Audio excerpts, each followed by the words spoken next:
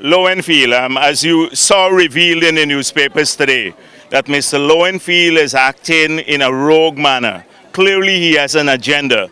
The in-house counsel for GECOM, which is the only counsel that Mr. Lowenfield should follow, has made it clear in a legal opinion that they cannot do house-to-house registration, that it will be in contravention of the CCJ's decision.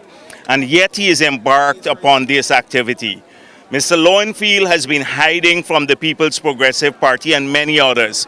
He has not even notified us officially that the house-to-house registration will start tomorrow. There is a requirement that we feel scrutineers, that we send in names of people. None of that has been done.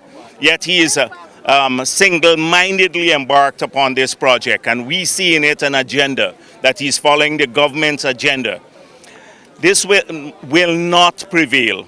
We're going to work until we get an election date, an early election date consistent with the CCJ's ruling. We're going to ensure that GECOM complies to the court ruling, and there is a process. I was just listening to what's going on the radio, and many of the talk show hosts are saying, oh, the list has expired since 30th of April, and therefore the only way of updating this list is to go to house-to-house registration. That's misleading once again, that you have a claims and objection period so that any person who is not on the list can get on the list, and you can make corrections to the list. So they're busy waging that propaganda war to mislead a lot of young people and APNU supporters. I urge APNU supporters to pay careful attention to what the law is, and anybody who is not on the list can get on the list in the claims and objection period without the requirement of a house-to-house registration. I just heard that on Bench Cups Radio, speaking with their pollster. The guy was saying, Peter Wickham, why this big fuss? Why not go to elections with the existing list and update the list? And he was just misleading the gentleman. That's the last working day before the 20th. Have you decided a way forward on how you're going to challenge this house-to-house registration? Well, first of all, it's political action. This is pure political action. But Lowenfield is acting in contempt of the court. And so clearly at this point in time, the whole of Guyana must be aware of what is happening in GECOM and must question Lowenfield's impartiality. Now the question about him being there to run the elections must be put on the table. At least one citizen has said that he will boycott the process. He does not want to legitimize it. What do you tell your supporters about house-to-house? Well, the thing is that we are a mature party. We cannot be caught flat-footed. We will ensure that when the new chairperson is in place, and we hope that we have a chairperson that will respect the ruling of the court, that this activity could easily morph back into claims and objections. In the meanwhile, as a serious party, we will observe on the ground, field scrutineer for every activity. We're not going to be caught flat-footed. Our purpose is winning the elections whenever they're called, and the PPP is ready for that. So whenever they're called. We have to follow the process until it's stopped, but it's illegal now what Lowenfield is doing. It's illegal, and I suspect what they want to do is, without scrutineers there, to start tampering with the names that they're putting on the list or getting registered.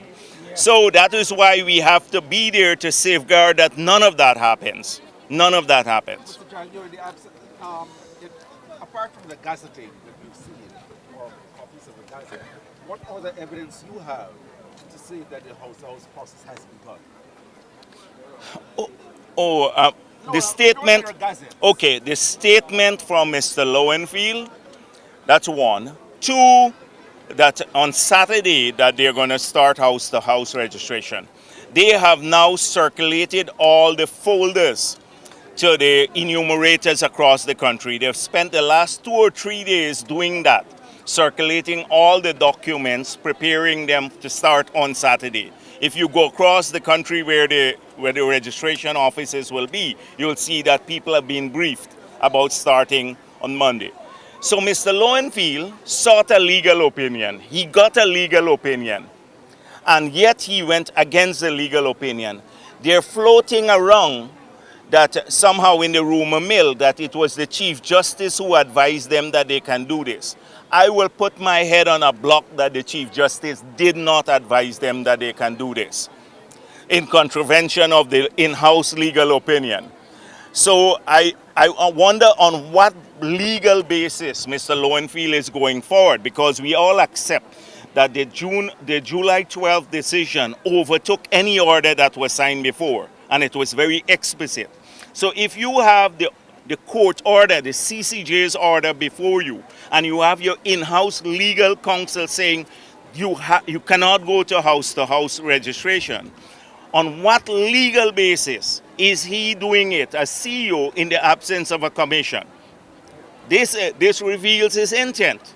It reveals his intent. How soon can we see your party going back to court to challenge this? We have to make a determination whether we want to take this in the court or in the court of public opinion. Why? We don't want to be caught up on the issue of a long legal battle again. But we may file contempt proceedings against Lowenfield, but not to go back and relitigate what the CCJ has already ordered. We don't want to relitigate that. Thank you. Thank you.